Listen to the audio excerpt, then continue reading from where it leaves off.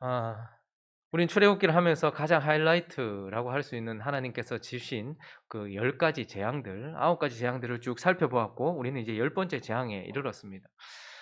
우리 표를 보면서 한번 지금까지 있었던 재앙들, 하나님께서 주신 심판들을 한번 하나하나 다시 한번 볼까요? 한번 볼까요? 첫 번째가 뭐였습니까? 그들이 생명처럼 여겼던 날강이 피로 변하는 피재앙이 첫 번째였습니다.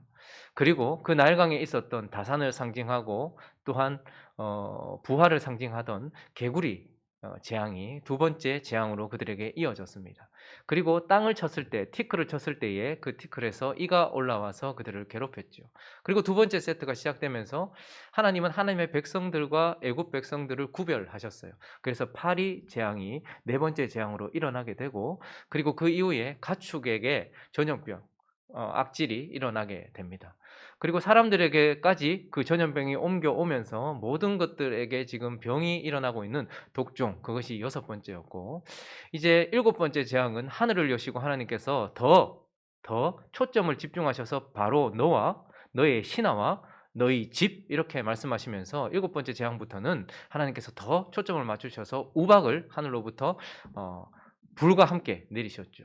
그리고 남아 있었던 것을 모두 다 제거해버리는, 회개하지 않은 자에게 주시는 하나님의 큰 재앙인 메뚜기 재앙이 그렇게 왔고, 아무런 언지 없이, 경고 없이 아홉 번째 재앙, 흑암 재앙까지 이르렀고, 지금 이제 우리가 살펴보고 있는 것이 무엇입니까? 열 번째, 장자의 죽음. 우리는 여기까지 이르렀습니다. 자, 이렇게 하나님께서 9가지 재앙들을 거치면서, 이제 치워주셔도 됩니다. 9가지 재앙을 거치면서 10번째 재앙까지 이르렀는데, 그래서 우리는 이 10이라는 숫자와 함께 이 재앙을 10번째 재앙 혹은 마지막 재앙 이렇게 부르지만, 우리가 지난주에 살펴봤던 것처럼 하나님은 이것을 10번째 재앙이다, 뭐 마지막 재앙이다 이렇게 말씀하시지 않고 이 한 가지 재앙, 에하드라는 단어를 써서 특별한 재앙, 특별한 결과를 가지고 올 재앙, 다른 종류의 재앙, 심판이다라고 부르시고, 이것을 실행하시기 전 11장과 12장에 거쳐서 아주 길게 실행을 하시는 것이 아니라 이 재앙과 관련된 메시지들을 우리에게 아주 길게 설명하고 있다라는 것을 보게 됩니다. 왜 하나님은 이 재앙을 마지막 혹은 10번째라고 하지 않고 이 한 가지 특별한 재앙이라고 하십니까? 그러면서 실행하시지 않고 왜 거기에 대해서 계속해서 설명을 하고 계십니까? 이 재앙은 결국 하나님의 백성이 구원을 받는 유일한 길을 제시해 주시는 재앙이기 때문에 그렇습니다. 이 10번째 재앙, 이 마지막 재앙이라고 하는, 하나님께서 한 가지 재앙이라고 하는 이 장자의 죽음 속에서 우리는 하나님의 백성이 구원받을 수 있는 유일한 길, 그 복음을 듣게 되고, 또 하나는 죽음을 통해서 구원받는 비밀이 계시되죠. 그러니까 죽음과 관련된 구원의 비밀이 보여지기 때문에 그렇습니다. 우리를 구원하는 그 가운데 중심에 죽음이라는 것이 있고, 그리고 그 죽음과 관련된 구원의 비밀들이 오늘 이 한 가지 재앙을 통해서 드러나기 때문에 하나님의 백성의 유일한 구원의 길이요, 그리고 죽음과 관련된 구원의 비밀들을 보여주는 재앙이기 때문에 이것을 특별하게 구별하여서 하나님께서 길게 설명하고 있습니다. 자, 그러면 이제 이 10번째 마지막 하나님께서 말씀하시듯 이 한 가지 재앙, 장자의 죽음을 통하여서 하나님의 백성은 먼저 어떻게 구원을 받는가를 살펴보도록 하죠. 하나님의 백성은 바로 우리가 살펴봐야 될 첫 번째 죽음은 어린 양의 죽음입니다. 어린 양의 죽음. 자, 12절을 한번 읽어보도록 하겠습니다. 12절 있습니다. 시작. 내가 그 밤에 애굽 땅에 두루 다니며 사람이나 짐승을 막론하고 애굽 땅에 있는 모든 처음 난 것을 다 치고 애굽의 모든 신을 내가 심판하리라. 나는 여호와라. 하나님의 백성의 구원과 관련해서, 우리가 생명을 얻고 구원을 얻는 것과 관련해서 가장 큰 문제는 바로가 놓아줄 것인가 말 것인가에 달려 있는 것이 아니고요, 죄에 대하여 대가, 값을 지불하라 하시는, 그것도 공의로운 공의를 우리에게 요구하시는 하나님 앞에서 우리가 어떻게 안전할 것인가, 이것이 문제입니다.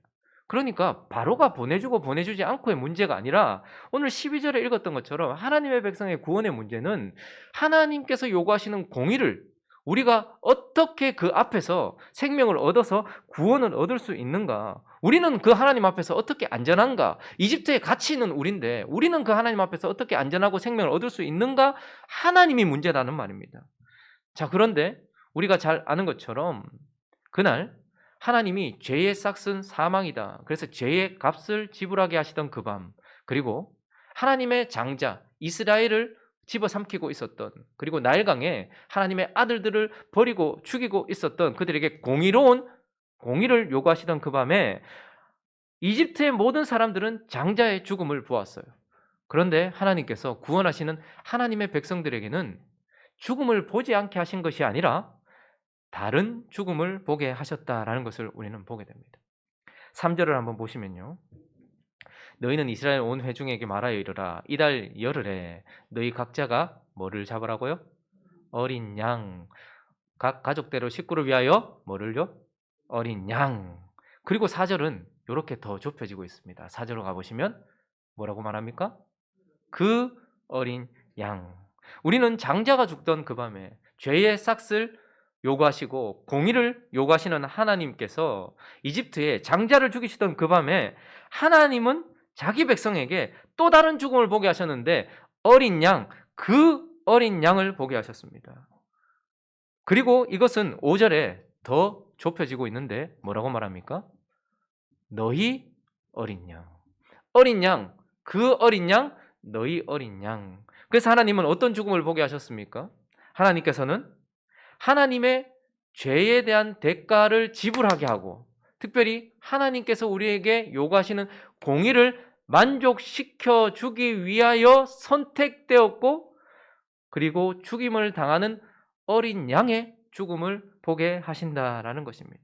그러니 그 어린 양은 결국 우리를 위하여서 우리의 죄를 대신하고, 그리고 우리에게 요구되어지는 하나님의 공의를 만족시켜 주기 위하여 죽임을 당하는 양이고, 더 중요한 것은 5절에서 읽었던 것처럼 이것이 바로 너희 어린 양이다라고 표현하고 있는 것입니다. 그러니까 그것은, 어린 양은 하나님의 공의를 만족시킴과 동시에 나를 대신하는 죽음, 그것을 보여주고 있다라는 것을 보게 되는 것입니다. 이집트 사람들에게는 있고 없고 우리에게만 있는 것, 그것은 무엇입니까? 우리 또한 죄를 가지고 있고 우리 또한 죽음으로 끝날 수밖에 없지만 그들에게는 없고 우리에게만 있는 것은 바로 어린 양의 죽음이다라는 것이고, 나를 대신하는 속죄 제물이다라는 것을 보게 되는 것입니다. 그러므로 하나님의 백성은 공의를 만족시키고 나를 대신해서 죽임을 당하는 어린 양의 죽음을 통하여서 구원을 받는다라고 우리에게 이 죽음의 계시, 이 죽음의 비밀, 복음을 우리에게 들려주고 있는 것입니다. 자, 그리고 우리는 여기에 대해서 많이 생각을 하죠. 그러나 또 한 가지 우리가 살펴봐야 될 죽음이 있습니다. 하나님은 하나님의 백성이 어떻게 구원받는가를 죽음을 통해서 설명하시되 어린 양의 죽음을 얘기하세요. 그러나 이것이 또 한편 중요한 죽음으로 이어지고 있다는 것을 우리는 기억해야 합니다. 두 번째는 무엇입니까? 죄의 죽음이다라는 것을 우리는 보게 됩니다. 자, 15절을 한번 읽어볼까요? 15절에 있습니다. 시작. 너희는 이레 동안 무교병을 먹을지니 그 첫날에 누룩을 너희 집에서 제하라. 무릇 첫날부터 일곱째 날까지 유교병을 먹는 자는 이스라엘에서 끊어지리라. 어린 양의 죽음이 있어요. 그런데도 유교병을 먹는 자는 이스라엘에서 끊어지리라 라고 말하면서 오늘 본문은 또 다른 죽음을 우리에게 요구하고 있고 또 다른 죽음을 보여주면서 우리가 간과하고 쉽게 넘어가는 또 다른 절기를 우리에게 보여줍니다. 어린 양의 죽음은 무슨 절입니까? 유월절입니다. 죽음이 우리에게서 넘어가는. 그래서 우리 안에는 유월절에 대한 개념은 아주 깊이 그리고 크게 각인되어 있습니다. 그런데 놀라운 사실은 우리가 간과하는데 이 유월절은 곧바로 무엇으로 이어지고 있다는 거예요? 방금 읽었던 것처럼 무교절로 이어지고 있어요. 그런데 많은 사람에게 있어서 무교절이 뭔지, 무교절에 대한 관념이 전혀 없어요. 그와 똑같이 우리의 삶 속에서 동일한 신앙 형태를 보이고 있습니다. 무교절은 무엇입니까? 무교절은 6월절이 1월 14일 날 하루 시작됩니다. 그리고 곧바로 1월 15일부터 이어지는 것이 무교절이거든요. 그러니까 무교절은 일단은 6월절과 곧바로 이어지고 있다라는 특징을 가지고 있어요. 그리고 이것은요, 6월절은 밤과 낮으로 구별된 하루, 그냥 한 지점이에요. 그런데 무교절은요, 성회를 이틀 이렇게 하면서 일주일 동안 연결되는 거예요. 유월절은 한 지점이지만 무교절은요, 이어져서 이어지는 거예요. 일주일 동안 이어지게 되어 있습니다. 여러분, 사람의 삶을 표현할 때에 우리는 하루를 살죠. 사람의 삶을 얘기할 때는 밤과 낮으로 이어져 있는 하루로 그 사람이 저 사람은 하루를 산다 이렇게 표현하기도 합니다. 좀 더 넓히면 어떻게 합니까? 하나님께서 부활하신 예수 그리스도의 부활을 기념하는 그 주일부터 시작하여서 우리는 토요일까지 또 한 주를 살아요. 우리가 산다라고 할 때 표현할 때 짧은 지점을 표현할 때는 하루, 밤낮이 있는 하루를 산다라고 말하고 좀 더 길게 표현할 때는 기간을 얘기할 때는 어떻습니까? 주일부터 토요일까지 한 주를 산다라고 말하고 있죠. 그런데 오늘 이 무교절은요. 어떻게 해요? 유월절이라는 하루 그것과 곧바로 이어지는 절기이기도 하고 7일 동안 이어지는 이 7일은 단순히 우리의 삶 속에 딱 7일만을 말하는 것이 아니라 이어지는 계속해서 이어지는 우리의 삶이라고 말하면 하루를 산다라고 말할 것이고 한 주를 산다라고도 말할 것이겠죠. 그러니까 이것은 한 지점이 아니라 이어지고 있다라는 것을 표현하는 절기입니다. 그러면서 15절에 다시 읽어보시면 뭐라고 말합니까? 그 절기는 한 주 동안 내내 뭘 하라는 거예요? 무교병을 먹으라라고 말하면서 먹는 것에 초점이 있는 것이 아니라 그 첫날에 누룩을 너희 집에서 제하는 것, 이것이 중요하다라는 것입니다. 자, 그러면 무교절은 일주일 내내 이것을 지키면서 우리 삶이 계속해서 이렇게 이어지는 삶이어야 된다는 것을 표현하는데 무엇을? 누룩을 제거하는 그러한 삶을 살아야 된다라는 그것을 보여주고 있고, 그러면 누룩은 무엇입니까? 고린도전서 5장 7절부터 8절을 읽어보도록 하겠습니다. 자, 읽습니다. 시작. 너희는 누룩 없는 자인데 새 덩어리가 되기 위하여 묵은 누룩을 내버리라. 우리의 유월절 양 곧 그리스도께서 희생되셨느니라. 이러므로 우리가 명절을 지키되 묵은 누룩으로도 말고 약하고 악의에 찬 누룩으로도 말고 누룩이 없이 오직 순전함과 진실함의 떡으로 하자. 7절을 보시면 유월절 양 곧 그리스도께서 희생되셨기 때문에 너희는 누룩 없는 자다. 새 덩어리가 되기 위하여 묵은 누룩을 버리라라고 말하면서 8절이 이어지고 있죠. 그러므로 뭐라는 거예요? 누룩은 성경에서 늘 무엇을 상징하고 있습니까? 죄를 상징하고 있는 것입니다. 누룩은 적은 누룩이 그 안에 들어가서 모든 것을 부풀게 만드는 그런 모습을 통하여서 누룩은 죄를 상징하는 것이고, 지금 바울은 누룩 없는 떡, 누룩을 제거하라 이 말은, 무교병을 먹으라 이 말은 떡의 종류를 말하고 싶은 것이 아니라 그것을 전부 부풀게 만들었던 우리 안에 있는 죄를 제거해야 된다는 거예요. 그런데 그 앞서 뭐가 있어야 돼요? 어린 양의 죽음이 있어야 되고, 그 죽음 이후에 곧바로 이어지는 것이 뭐죠? 우리를 통하여 이어지는 죄의 죽음, 이것을 우리에게 말씀하고 있는 것입니다. 그래서 로마서 6장 10절부터 13절은 바울이 또 이렇게 말하고 있는 것입니다. 그가 죽으심은 죄에 대하여 단번에 죽으시며 그가 살아계심은 하나님께 대하여 살아계심이니 이와 같이, 중요한 것을 읽습니다. 시작. 너희도 너희 자신을 죄에 대하여는 죽은 자요 그리스도 예수 안에서 하나님께 대하여는 살아있는 자로, 그리스도께서 죽임을 당하셨는데 그분의 죽으심은 죄에 대하여 죽은 것이래요. 그러면서 11장에 이어지는 것은 무엇이냐면 이와 같이 너희도 여겨라 이 말은 믿어라 이 말이잖아요. 어떻게 믿으라는 거예요? 너희도 그와 함께 죄에 대하여 죽었다라고 믿어라 라는 거예요. 그러면서 12절로 이어지면 이렇게 말합니다. 그러므로, 계속해서 읽어볼게요. 시작. 그러므로 너희는 죄가 너희 죽을 몸을 지배하지 못하게 하여 몸의 사욕에 순종하지 말고, 또한 너희 지체를 불의의 무기로 죄에게 내주지 말고 오직 너희 자신을 죽은 자 가운데서 다시 살아난 자 같이 하나님께 드리며 너희 지체를 의의 무기로 하나님께 드리라. 뭡니까? 바울이 이렇게 말하고 있는 이유는 예수 그리스도께서 죄에 대하여 죽었고 우리도 예수 그리스도와 함께 죄에 대하여 죽었다고 믿기 때문이며, 그렇기 때문에 말하는 거예요. 죄를 제거하고 죄를 죽이라라고 말하면서 누룩을 제거하는 삶, 이것으로 우리를 초대하고 있다라는 것을 보게 됩니다. 많은 경우에 우리는 유월절을 깊이 기억해요. 그런데 유월절밖에 없어요. 근데 유월절은 한순간입니다. 하루예요. 그날 어린 양이 죽임을 당했어요. 근데 이것과 함께 곧바로 이어지는 것에 사실 클라이막스는 무교절로 이어지는 거예요. 그래서 죄의 죽임이 바로 우리 가운데서 나타나야 된다라고 말하고 있어요. 그리스도께서 죽으셨습니다. 그렇기 때문에 너희는 누룩을 제거해라 라고 말하면서 우리 안에 그리스도의 어린 양 대신 그리스도의 죽음 이후에 또한 죄의 죽음으로 이어지는 비밀을 우리에게 말씀하고 있는 것입니다. 그리고 또 하나 우리가 중요하게 생각해야 될 것이 있습니다. 우리는 구원하면 유월절만 생각해요. 그런데 오늘 정말 더 중요한 것은 유월절 하루 이후에 일주일 내내 우리가 어떻게 그러니까 우리의 삶이 어떻게 이어져야 되는지를 보여주는 이 7일간의 무교절이고, 그리고 오늘 중요한 또 본문이 하나 나오는데, 이때에 우리는 무교절도 기억하지 않을 뿐만 아니라 그들의 달력이 바뀌었다는 걸 잘 기억하지 못합니다.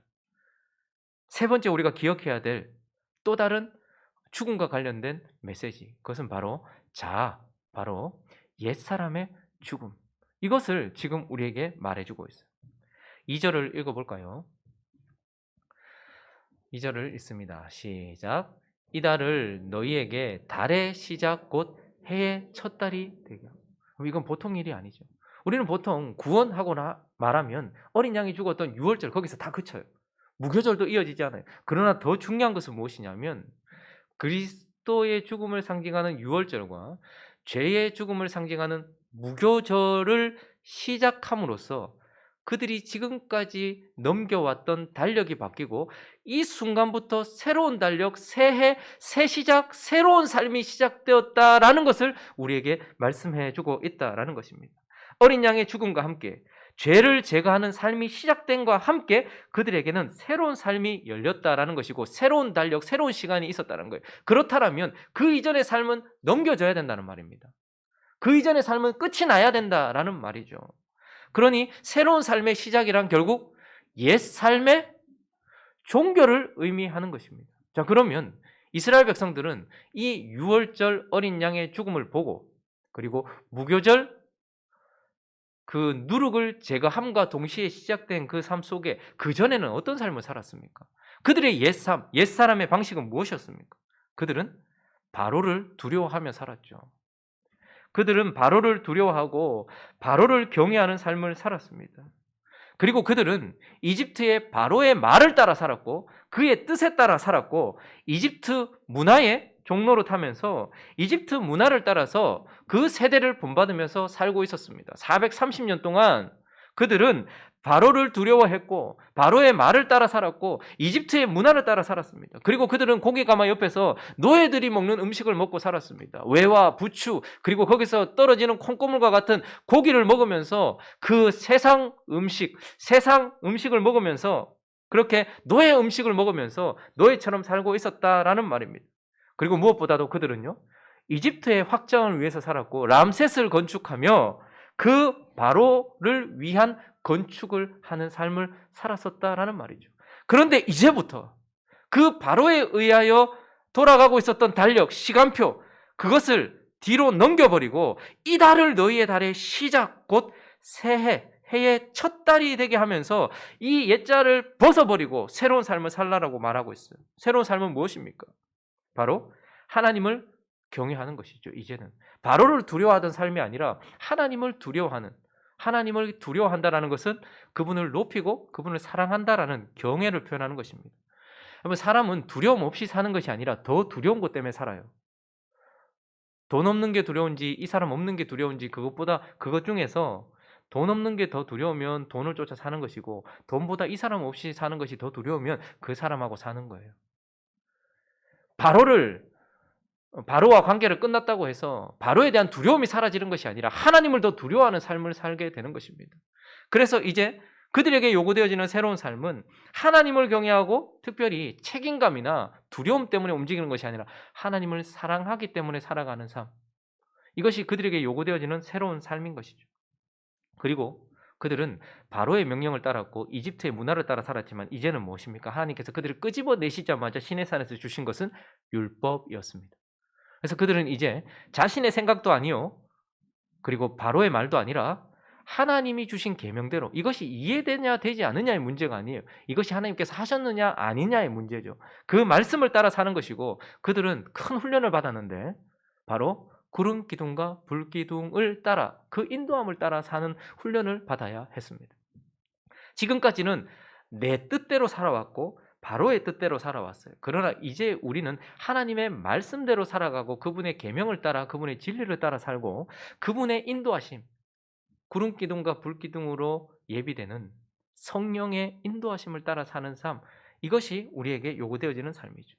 그리고 그들은 고기 가마 옆에서 노예 음식을 먹고 세상의 음식을 먹고 살았어요. 그러나 이제 그들은 광야를 지나는 동안은 하늘로 부터 내리는 직접 내리는 만나, 하늘 양식, 말씀을 상징하는 그 하늘 양식 자체가 말씀이었어요. 말씀은 지표이기도 해요. 어디로 가야 되는지를 보여주는 방향이기도 하지만 말씀은 우리의 양식이 되기도 합니다. 그래서 그들은 만나로 살아야 했고, 그리고 가나안 땅에 들어가면요 젖과 꿀로 살아야 되는 거예요. 근데 그 젖과 꿀은 어떻습니까?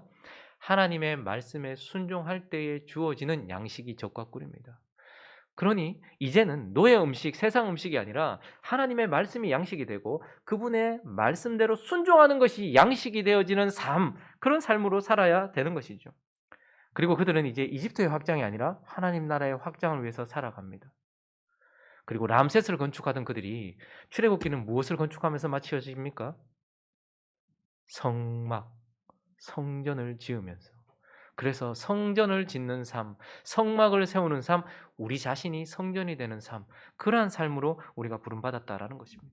자, 그러면 하나님을 경외하고 그분을 사랑하는 삶, 그리고 하나님의 계명을 따라 살고 그분의 성령 구름 기둥과 불기둥의 인도하심을 따라 사는 삶, 하늘의 양식 만나와 그리고 순종이라는 젖과 꿀, 그것을 먹고 사는 삶, 그리고 하나님 나라의 확장과 성전을 짓는 삶, 내가 성전이 되어지는 삶을 살기 위하여 반드시 필요한 것은 무엇입니까? 달력을 넘기는 것입니다. 그 이전의 삶을 죽음으로 넘기는 것입니다. 그렇기 때문에 하나님은 우리에게 옛사람의 죽음에 대하여 말씀하고 있고, 우리는 어린 양의 죽음으로부터 시작하여서 죄의 죽음으로 이어지고 그리고 자신의 죽음으로 살아가는 존재가 되었다라고 장자의 죽음이라는 이 한 가지 재앙 속에서 우리에게 교훈을 주고 계신다라는 것을 보게 됩니다. 말씀을 정리하겠습니다. 하나님의 백성은 우리가 듣기 싫어하고 우리가 생각하기 싫어하는 죽음이라는 이 죽음이라는 단어로부터 우리에게 주어지는 은혜입니다. 그러니까 구원은 죽음으로 주어지는 것입니다. 어떻게 해요? 어린 양의 죽음으로부터 우리의 구원이 시작됩니다. 그리고요, 곧바로 죄의 죽음과 옛사람의 죽음으로 우리의 구원이 증명되어집니다. 그리고요, 우리의 육신의 죽음으로 우리의 구원이 완성되어지는 것입니다. 그러니 우리의 구원은 언제나 죽음을 짊어지고 있고 죽음이 역사하고 있으며 죽음으로 완성되는 그러한 하나님의 은혜다라는 것을 우리는 기억해야 한다는 것입니다. 그렇다면 어린 양의 죽음으로부터 시작된 구원인 유월절이 저와 여러분의 삶 속에 있습니까? 그 유월절 어린 양의 피가 그리고 그 고기를 먹던 그 유월절이 우리 가운데 있습니까? 오늘 우리는 그것을 살펴야 합니다. 그러나 더 중요한 것은 그 유월절과 함께 무교절이 우리 삶에 실제로 이어져 있습니까? 죄를 제거하는 삶이 우리 삶 속에 이 무교절이 실제로 죄의 죽음이 우리 속에서 계속해서 역사하고 있는가 하는 것입니다. 그리고요, 새로운 삶의 시작점, 우리의 달력을 넘겨서 우리의 삶은 날마다 내 안에 옛자의 죽음, 이것이 우리 안에 계속해서 이어지고 있습니까? 이것을 우리는 살펴보아야 한다는 것입니다. 사도 바울이 이렇게 고백했습니다. 내가 그리스도와 함께 십자가에 못 박혔나니 그런즉 이제 내가 산 것 아니요 오직 내 안에 그리스도께서 사신 것이라. 이제 내가 육체 가운데 사는 것은 나를 사랑하사 나를 위하여 자기 자신을 버리신 하나님의 아들을 믿는 믿음 안에서 사는 것이니라. 어린 양의 죽음은 곧바로 죄의 죽음으로 이어졌고 그리고 내 자아의 죽음으로 이어지고 그 죽음 속에서 그리스도께서 내 안에 사시는 생명이 드러나고 있는 것을 우리에게 말씀하고 있는 것입니다. 그러므로 우리에게 유월절과 함께 무교절이 이어지고 그리고 우리의 달력, 우리의 시간표가 변화되어서 하나님께서 주신 새 생명 가운데서, 그러나 그것은 나의 옛사람의 죽음으로부터 이어지는 삶이라는 것을 기억하면서 이것을 구원을 누리며 또한 구원을 증명하며 그 구원을 바라보는 삶 되시기를 예수 그리스도의 이름으로 축원합니다.